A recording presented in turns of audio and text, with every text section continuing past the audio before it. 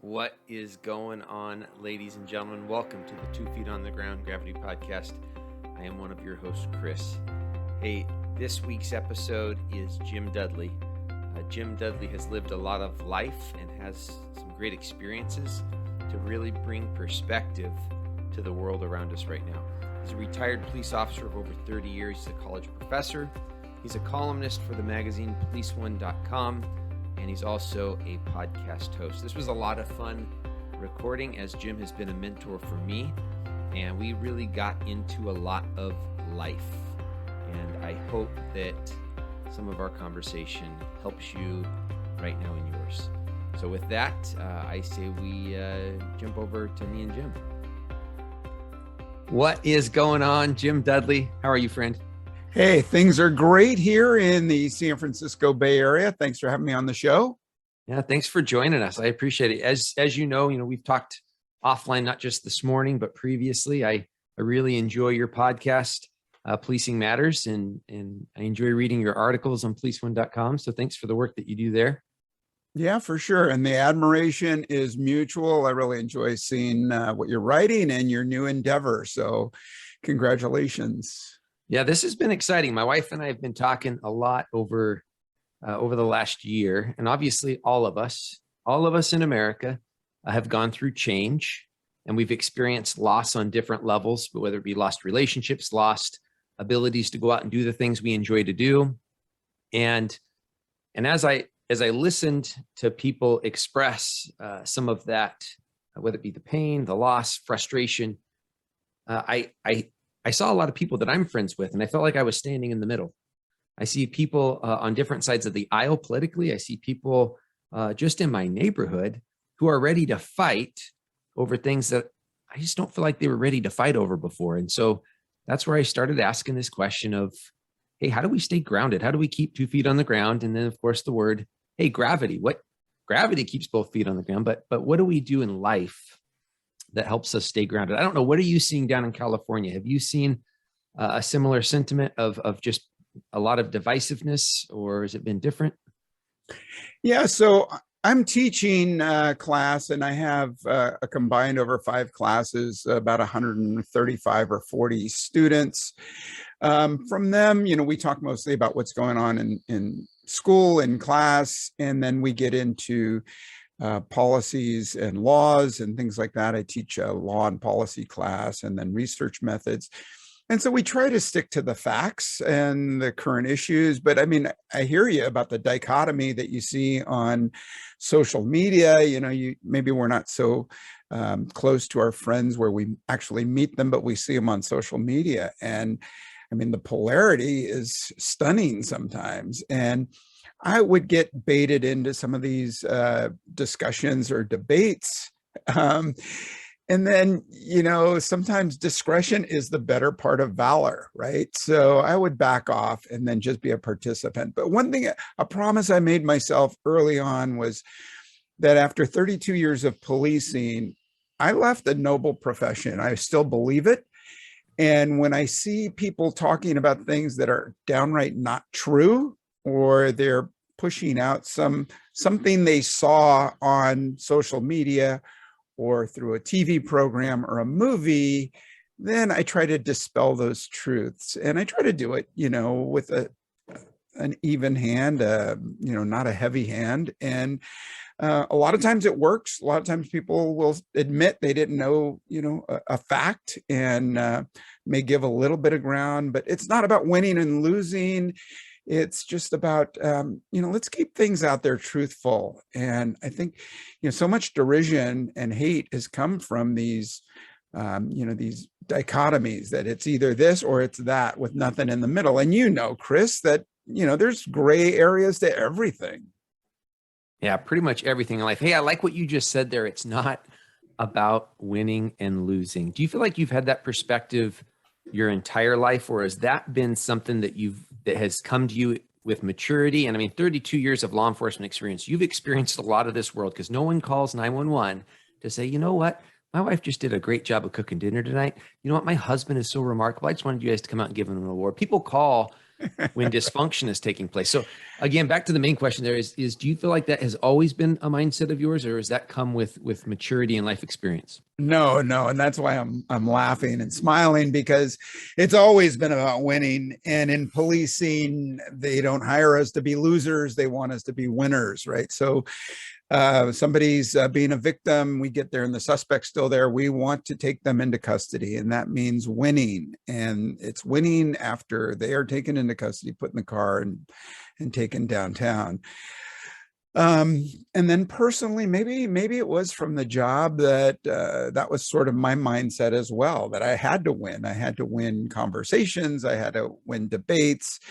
And yeah, I think, time has mellowed me. Children, being the father of children has mellowed me. Taking a step back and listening when my two sons, also in law enforcement, will tell me about something that happened at work. And I just sit back and listen. Whereas before I might have said, well, I would have done it like this, or, that happened to me once. And so it's taken time, and it's taken, my tongue's taken a beating from biting it so often when they're telling a story, and I just bite my tongue and listen and try to give them encouragement. And, while growing up, my mother wasn't a great encourager. I mean, I learned through a lot of criticism what I should be doing. And I tried not to make that mistake with my own kids, and lightened up on the criticism and gave a bigger measure of encouragement. One question I've seen throughout the public service community on publications like Police One has been, would you support your kids going in law enforcement? You have two sons that have followed in your footsteps, which is remarkable, being public servants. How did you feel when they first said, "Hey, Dad, I'm going to be on the job. I'm going to become a police officer like you"?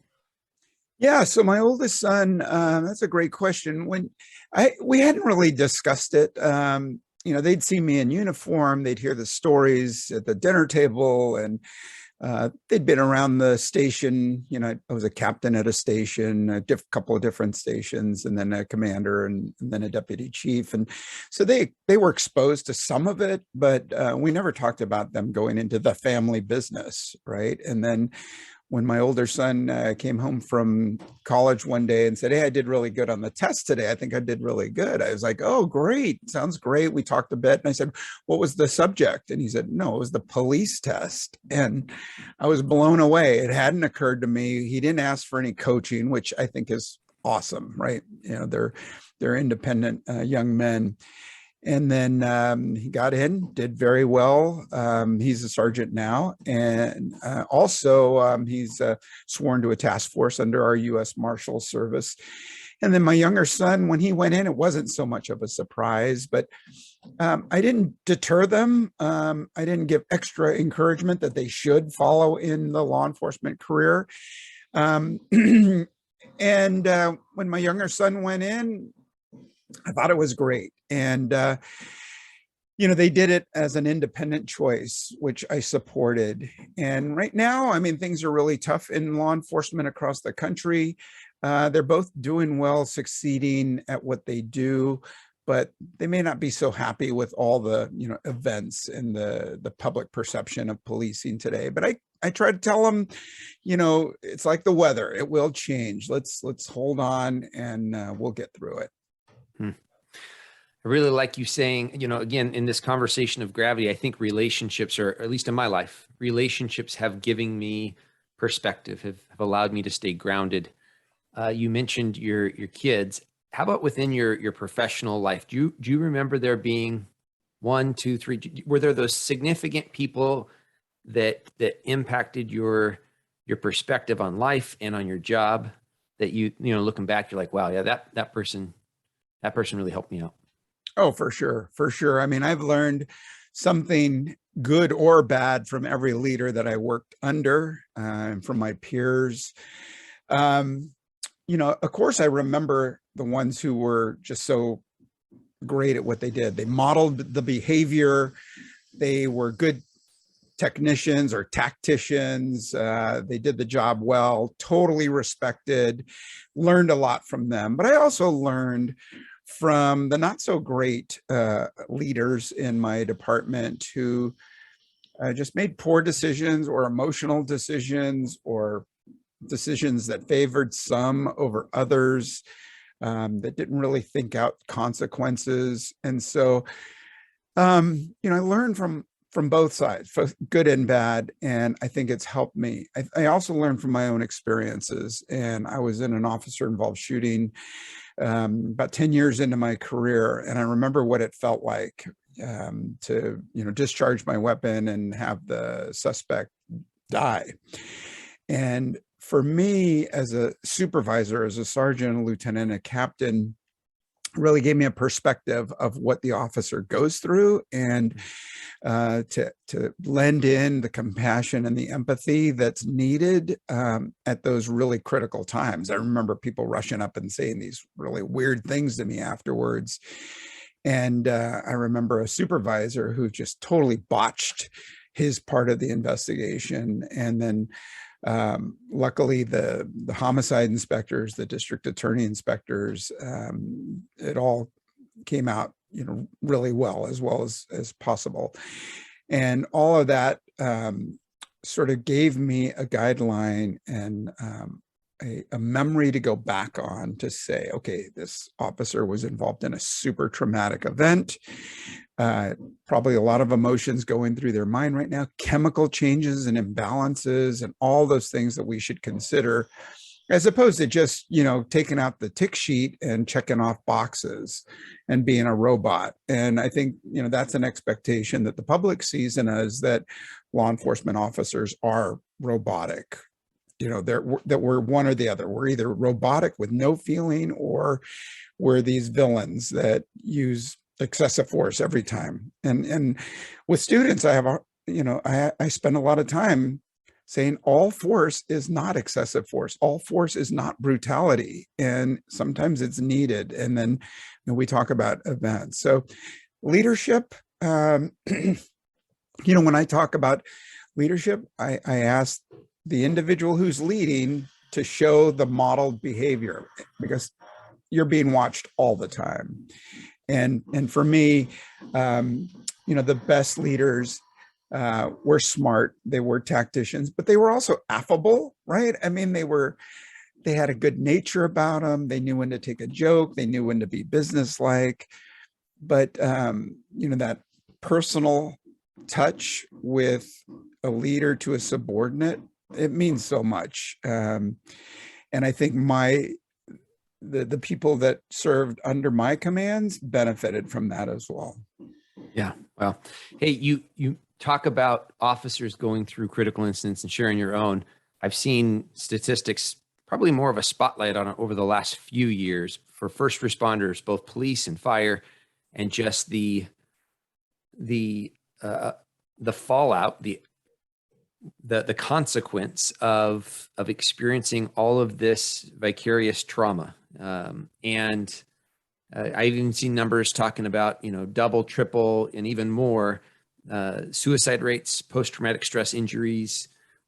How have you seen over the last, how is the law enforcement field, and maybe even just the American culture, come in your experience in reducing some of the stigma? You know what I'm saying? Like if I break my arm and I go to the doctor to get my arm set and cast, no one questions me, right? I broke my arm. Yeah, go get it fixed.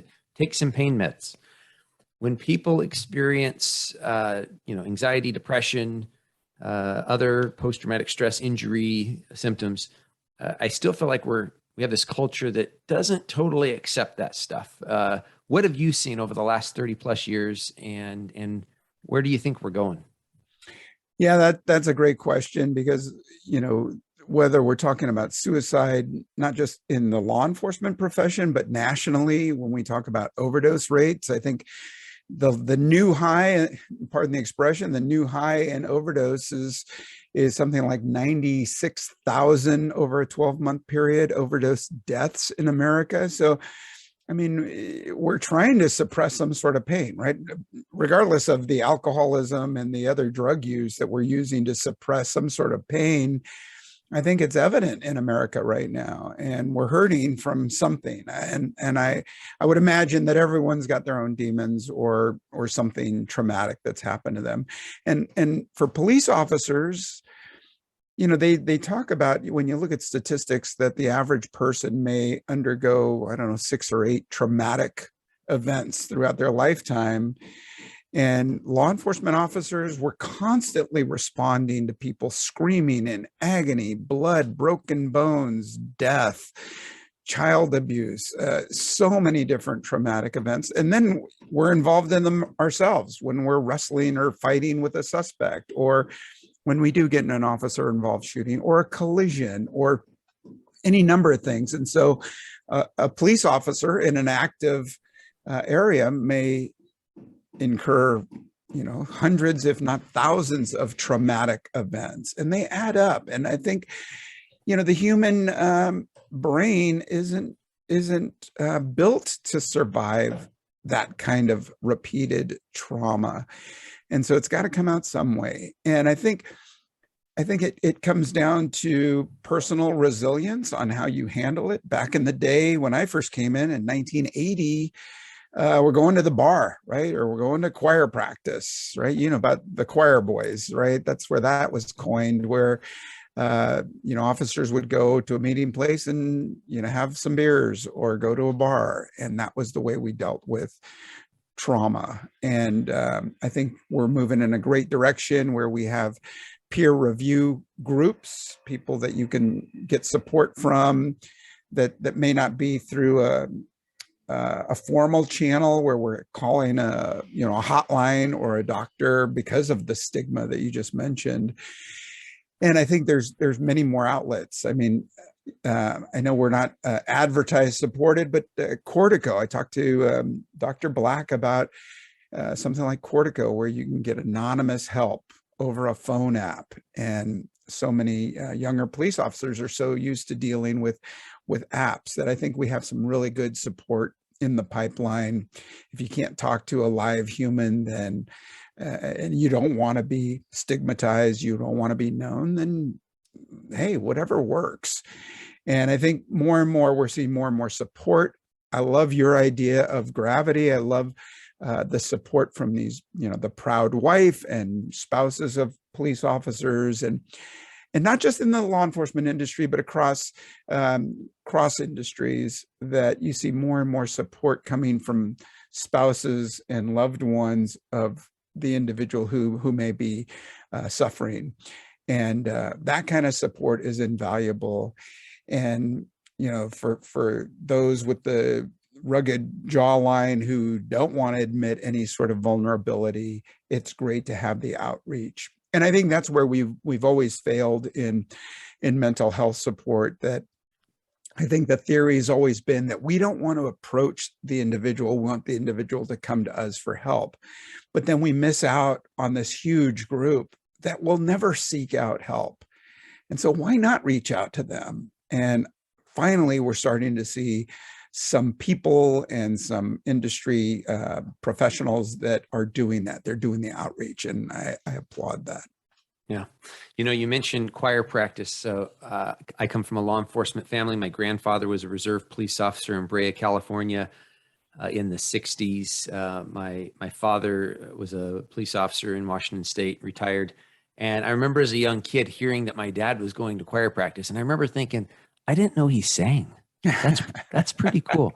And so it's, the benefit, of course, of choir practice was there. I'm sure there was a lot of relationship building. There was a lot of investing in each other. Guys don't talk about it like that, but that's what was taking place, right? You're investing in each other. You're, the camaraderie, you're sharing stories, you're laughing together, you're slapping each other on the back, which is a really positive thing. Of course, the struggle we run into is when we're using alcohol to self-medicate, to calm down all of the physiological and psychological stuff that's going on inside of ourselves because of the loss we've experienced, the trauma we've experienced, or we've seen others experience.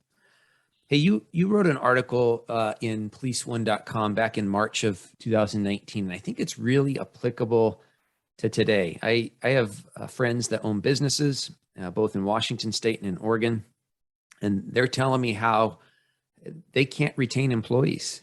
And there's a lot of different factors of why they can't retain employees. And I really don't want to necessarily drill down to all those, but I am interested in how can leaders, how can owners of businesses be proactive in retaining employees. And the article you wrote is titled 6 Best Practices That Should Be Part of Every Agency's Retention Strategy. I know you wrote this specifically for law enforcement, but again, I really believe the things you talk about are applicable. And the very first one, you talk about bridging the gap, and you get into the generations.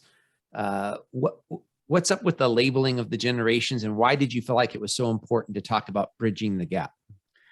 Yeah, I mean, it's like cliques, right? If we just stuck to our own individual groups, we don't have that overall leadership or the message that we want to give out. And I've learned from young people as well as from people older than me, and I've benefited from each. And to understand their paradigms and the way they speak, it's really important. And when we give out a message, we need to make sure that we are addressing every group, every individual. Hard to do, of course, but it's really necessary. And I think, when we use terms like, the baby boomers or the millennials or the Gen Zers, that when we address groups like that, we tend to alienate others. And so,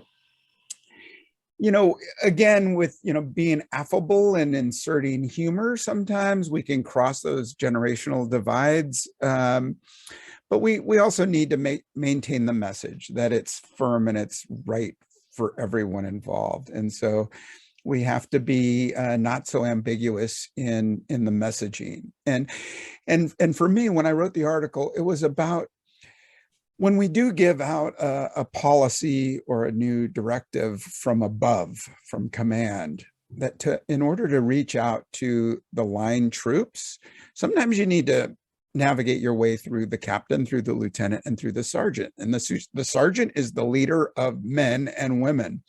And sometimes the message can be watered down or even changed when it goes through that filter.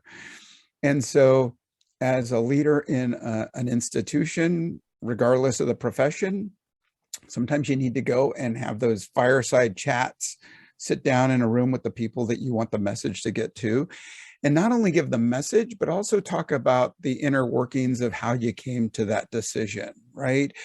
And, I talk about WIIFM, and my students look at me and think, about a radio station, but it's what's in it for me.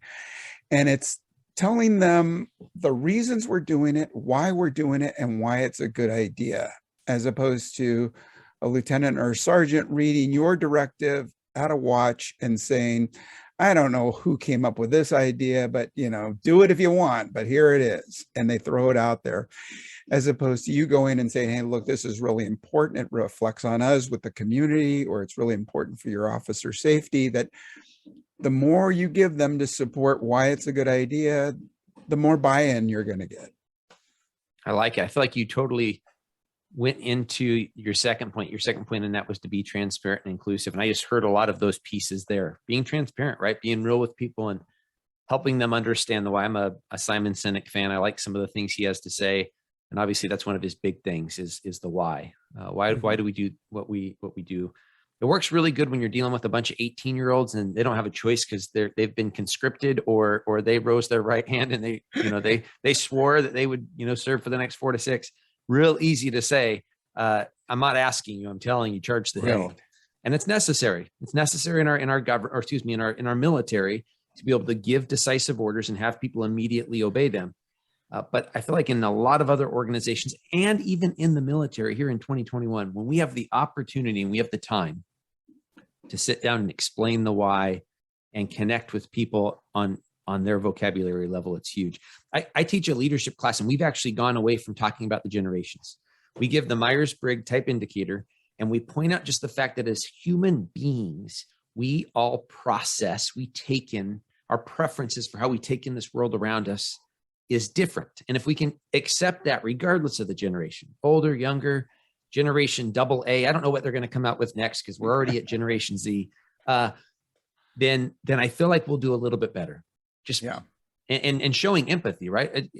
Listening to people, showing empathy. That's one of the things I really just feel like we've lost over the last, well, maybe we've lost it over a long time, but I've picked up on it being lost over the last year and a half or so, is a lack of empathy to understand other people's perspectives. No, totally. And I love what you say about, the conscripts and just telling them you're doing it because, right? I always felt like I lost the argument when I said, you're doing it because I'm the captain or whatever rank I was. That when you resort to that, it's, good luck. Yeah. Hey, you also talk about in there about taking care of folks, and you frame it again in law enforcement, take care of the troops, taking care of our employees.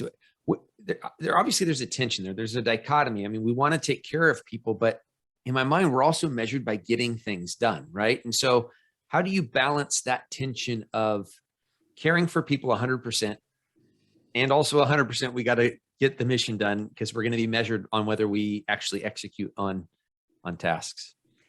Yeah, I mean, I think a big part of it is just being a fair boss, a fair leader, and making sure that there's an equal distribution of workload among your people, regardless of your profession.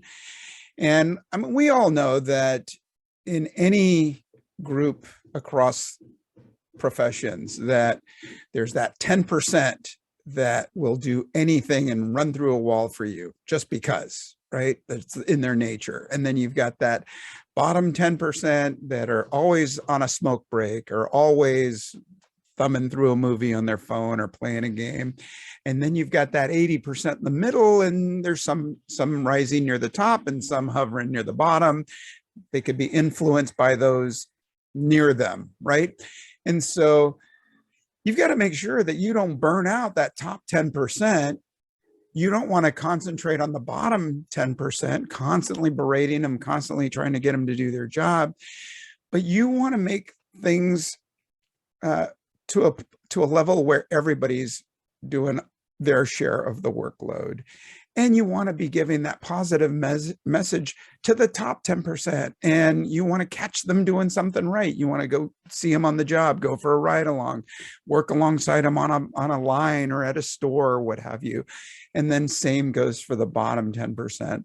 I mean, throughout my career, I've assumed command at different locations where I'll get a message, oh, watch out for these 3, they are just the worst. And then going at them with a clean slate, talking to them, encouraging them, maybe getting them training that they needed, that they're not those people that these others have framed an idea about. And so as a leader, you need to go into that workplace, let things settle. There's always going to be that flurry of activity when a new boss comes in, right? So everybody's like in a beehive. But let things settle, make decisions for yourself, and then make a game plan to bring everybody on board, as opposed to jettisoning some that you feel aren't doing the job and concentrating all your time on them and not giving any attention to those high performers who should be recognized for their work. I like what you said there about catching people doing something right. In my 9-to-5 job, I've had those employees that, again, other people have said, hey, this person, man, they just, we wish they didn't work here. And I had a different leader tell me that, hey, everyone is talented at something. Everyone's good at something. So find what they're good at and then move the needle, right? And, let's spotlight what they're great at. And then hopefully it'll encourage them to be better in other areas, due to choice. And I've seen that play out when you are watching and trying to catch them doing something good. Now, I'm not going to sit there and catch them doing something good for showing up on time. Hey, good job for showing up to work. Yeah, no, right. Like you have to do that. That's just like the minimum expectation. But when they go and just do remarkable work in an area, I love recognizing them in front of their peers. I love saying, hey, that thing you did that was really good. Can you talk about that? Because there's a whole bunch of us in here that don't have that same experience or repetition that clearly you do based on the work you did. And I've just seen it. I've seen it sit there and make guys come alive. So and to be consistent with it. Like I saw a meme yesterday, a meme that showed this god awful road, broken road, and then about 15 feet of new paved road with the lines clearly down the middle, and then another succession of awful road. And it was labeled work, pizza party, work. and, I mean, it was, to me, it was really powerful in that, yeah, for those bosses who think, hey, I'm going to throw a pizza party and that this is really going to boost morale, it might for that hour-long pizza party. But then when you leave and nothing else changes, you've got that dirty, broken road again. And you're not fooling anybody. The workers know that. So being fair and consistent and meting out the praise as well as calling in those that need a little boost. Yeah, be consistent with that message. Hey, I totally got distracted there for just a second because as you're saying road, your yellow brick road just like jumped out at me there in the background. And obviously listeners that are listening on audio only don't see what I'm seeing, but my dad is a graduate of the FBI National Academy, and the yellow brick road being one of the physical challenges, if I remember right, that you guys completed as a task. What was that experience like, again, in leadership and in life? What perspectives did it add? Did you meet people there that you've stayed connected with? Oh my gosh. Yeah. I mean, I'm still close with probably a dozen. And this, happened in 1998 that I had the opportunity to go to the FBI Academy at Quantico, Virginia, and stay in the dorm. And I tell my students it was like, it was like a class abroad in college. You had a roommate for almost 3 months. And I had an international student roommate. He was from Louisiana. And for the first couple of weeks I could barely understand a word he said, but it was just great. And I went there with a mission, and that idea was to meet as many people as I could and hear about what they were doing. So I was a newly promoted captain, and you have 3 meals there on campus, and breakfast, lunch, and dinner. And every meal for the first 2 weeks, I'd go and sit at a different table and introduce myself and just recite my bio to them, and then hear from them. And great experience. Met people from all over the world. The people from the East Coast that I'm still buddies with, they've come out here to visit. I've gone there. And the camaraderie, at the FBI Academy for police executives, they break the curriculum down into 3 segments. One is the physical sense of working out, getting in great shape, doing the yellow brick, aspiring to run the yellow brick road, which I think is a 3-mile run to the yellow brick road, and then followed by a series of obstacles, climbing, jumping, cargo nets, ropes, jumping over things, crawling under things, getting wet. It was wet and muddy. I was there in January through March, and it was cold. And we had some snow. And so that was the first part. And I tell people, if you don't know anything about it, watch the beginning of Silence of the Lambs and watch Jodie Foster run through the yellow brick road. That's for real. And then the second part is the academic curriculum. And I took a full load of 14 units from the University of Virginia in forensics and photography and investigation and child investigations and in journalism and in writing. And it's really paid off for me throughout my career. And then finally, the final third was on networking and camaraderie and building a network of support people with different perspectives than yours and gaining knowledge and insight from them. And I really took advantage. I love my time there. I like it. Wow.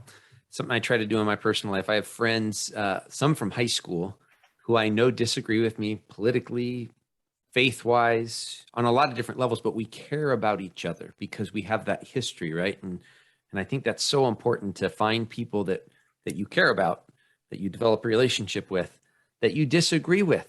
Because that way, when we have these national debates over this or that, you can remember your friend Travis or Susan or whoever that you know what, I know that they think like this and I care about them. And so I may not agree, but at least I can have the dialogue and that mutual respect. Sure. Hey, talking about your writing, getting into executives as they transition out. Another article you wrote was in February of 2020 for Police when it's titled "Knowing When to Push the Chair," and it grabbed my attention. I volunteer for a nonprofit. We saw our CEO retire after a great career, so good for him. At the same time, there was no succession planning. It was I'm gone in a number of months. And so what motivated you? I'm assuming in your profession as a police executive, you saw some great transitions and you probably saw some really bad ones. But yeah, what motivated you to write this article? Yeah, so the idea was that you do your time, you get promoted, you serve in those chairs where you're doing good work, but then at some point there's a time for you to leave. And don't wait to be stagnant. Don't wait to be pushed out of the chair.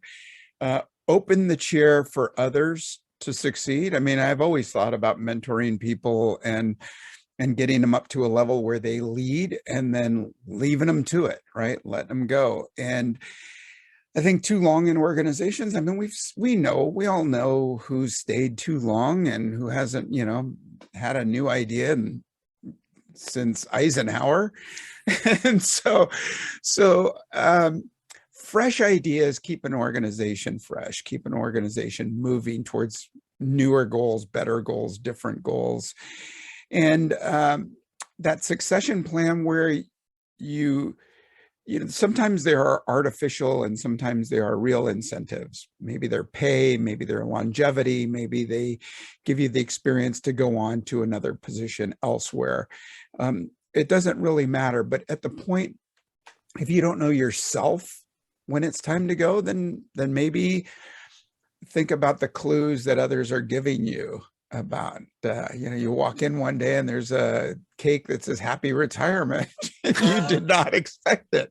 I mean, we've had to tell people it's time to go, and sometimes they'll fight you over it. But I mean, to be fair for the next group of leaders behind you, think about them and think about, did you max out your time? Did you max out your retirement? What are you waiting for? Are you making the agency or your business better by just hanging around?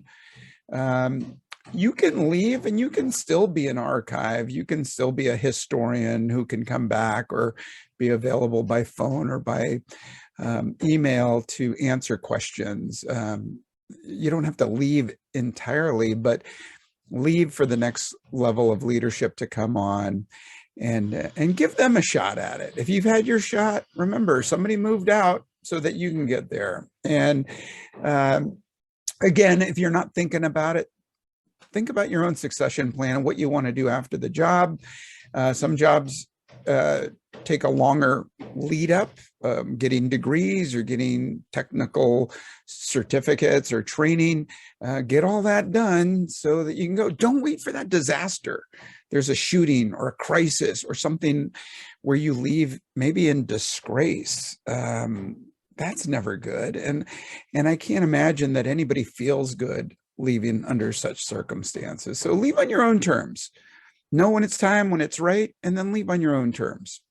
What a great legacy to leave behind is the fact that you've prepared that next generation of leaders to fill your shoes, right? And just that smooth transfer of power and responsibility. I don't know. I think I've seen it. I've seen leaders do it. Actually, I've seen my father do it, and he's back at the city doing other things, doing background investigations for him and stuff, because he left on the right terms, I feel like, and left when it was right for him. Yeah. Nice. Hey, another thing that I feel like and I say we, I'm talking about American culture, that we struggle with sometimes. And I hate to blame it on the current generation, because that's something we just talked about a few minutes ago. Yeah, right. And so maybe I blame it on me, my generation, for our current leadership. But we're not always open to feedback. We're not always open to critical feedback. We don't always invite it. In fact, there's even terms out there nowadays that I feel like that I had to look up. Gaslighting, where you're telling someone that their reality or perspective isn't accurate, which And I could see that being real and legit, but I can also see somebody trying to speak truth into my life and I don't like it. And now I say, well, that's irrelevant. You're gaslighting me. And so you wrote an article just this year, back in June, and you talk about incorporating the 10th man. And you also kind of relate in that article about red team, which is a military term that I'm familiar with. How do we do that? Because that isn't easy always. You make yourself vulnerable when you sit there and say, here, regardless of organization, here's my plan.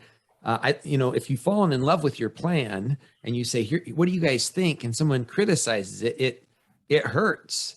And so what did you see in your career that inspired you to write the article, one? And then two, how do you get away from the hurt and just say, you know what, who cares? And you actually solicit that honest feedback.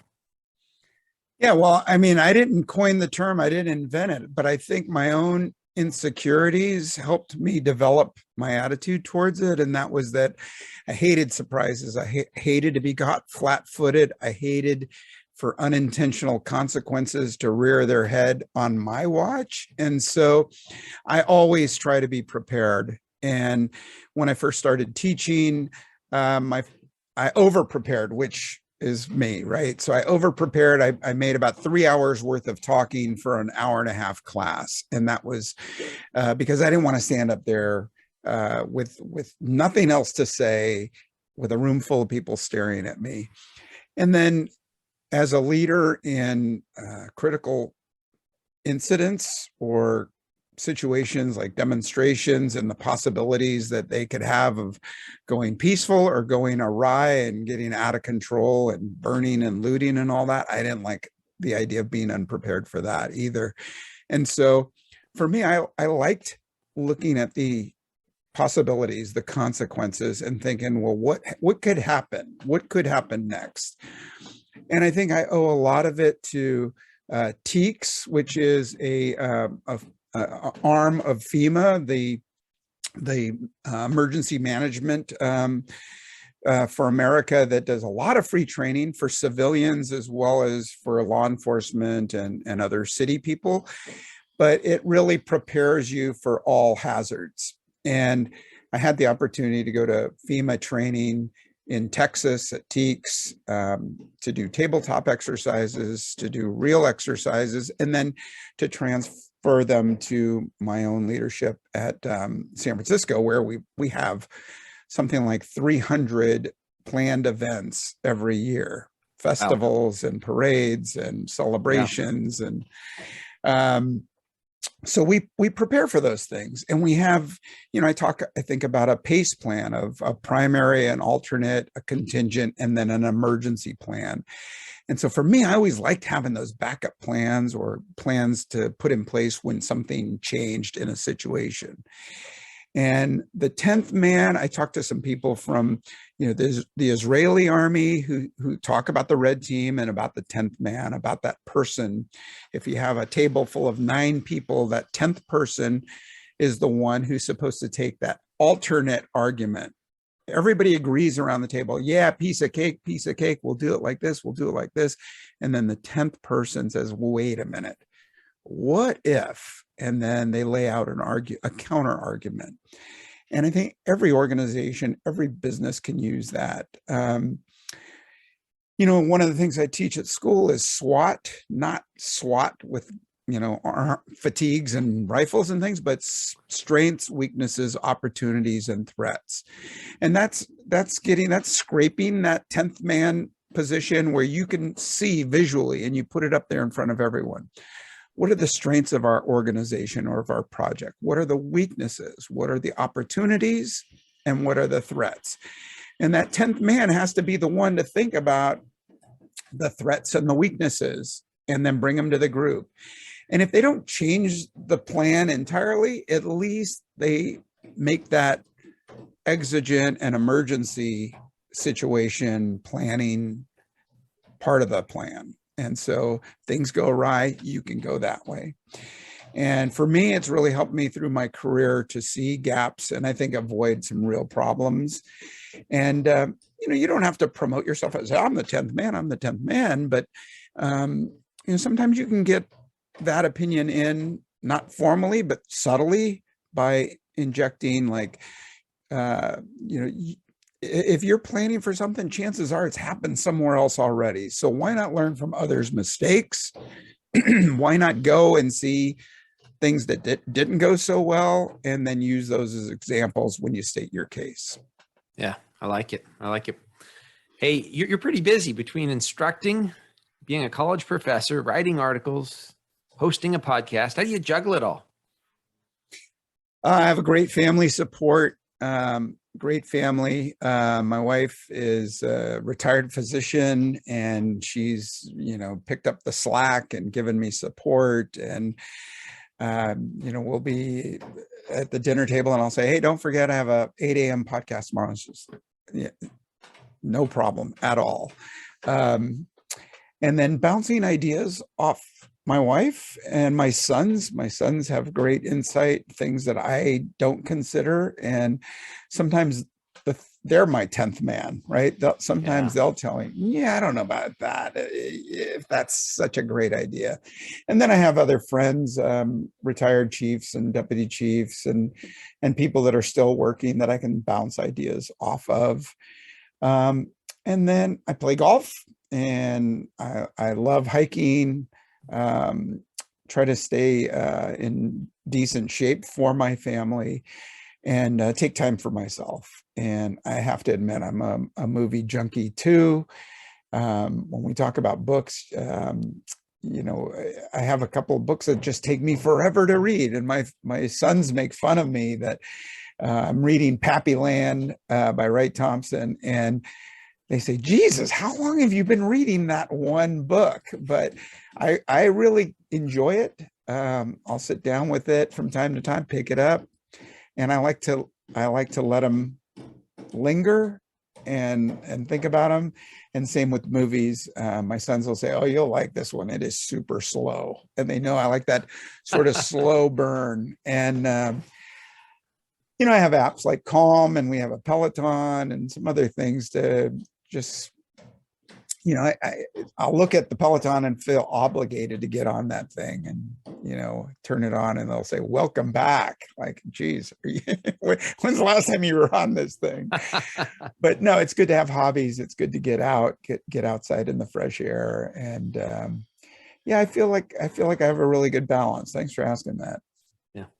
Well, that benefits me, again, just being in the season of life that I'm in, and leaning into doing this podcast. It's good for me to hear those reminders. I like you have a wife that I don't know where I would be at. We started dating when we were babies, and got married when we were 19, and so she's stuck with me through thick and thin, and she's not afraid to kick me in the head in a good way, right? Like, hey, you're being dumb right now. Stop being dumb. Oh, that's right. I'm not supposed to be dumb. I forget. That's great. And yeah, she definitely gives me perspective, and not to use it as a pun, but she definitely gives me gravity. Hey, ladies and gentlemen, if you want to check out Jim and more of his thoughts, I can tell you from listening to lots of his podcasts that Searching for Policing Matters on all the different major podcast platforms. It's not just going to be about policing, although you'll definitely get that perspective as well, understanding a little bit more about what our country's first responders are up against, but you're also going to get life perspective as well. So check him out. Jim, again, thank you so much for joining me today. Hey, my pleasure, Chris. Thanks for bringing balance and gravity, of course. Talk to you soon. Take care. Hey, I hope you enjoyed Jim and my conversation. Wow, I got some really solid perspectives from that, from taking care of myself, self-care in this chaotic world, to just being a better husband and father. Really enjoyed hearing his perspectives of being a dad. Hey, if you're enjoying this podcast, if you would, go up to the right or left, wherever it is, and subscribe to this YouTube channel. You can also follow us on all the different major podcast platforms, from Apple to Spotify, Pandora, Amazon, Google, whatever it is, we're on there. Follow us, like, share, comment, give us a review if you're on an Apple product. That helps us out. We would also like to hear from you. There's a few ways you can do that. You can comment on any of those platforms. You can also send me an email at chris@gravityct.com. That's Chris, C-H-R-I-S, at gravityct.com. I'd love to hear from you. Let me know what you're thinking of the podcast. You can also give us ideas of future guests. So with that, go and take care of your families, your neighborhoods, and give some people some hugs. Thank you.